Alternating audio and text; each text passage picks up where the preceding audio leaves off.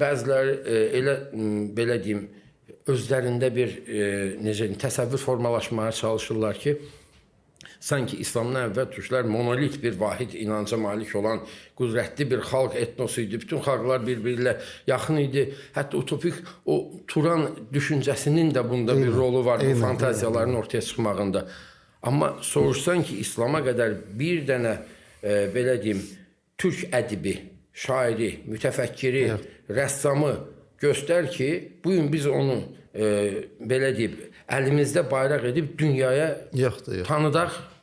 Mən yəni şəxsən tanımıram. Amma İslamdan sonra tonlandı. Əlbəttə ki, məsələ bundan ibarət ki, İslam stimul verdi insanlara.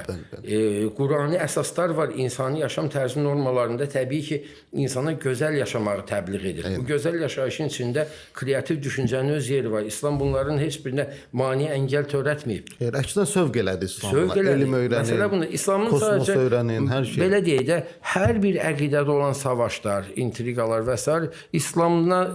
İslamın sonraki dövründə də gözə dəyir, müşahidə olunur. Buna görə İslamı inkar etmək, yəni məntiqsiz bir düşüncədir.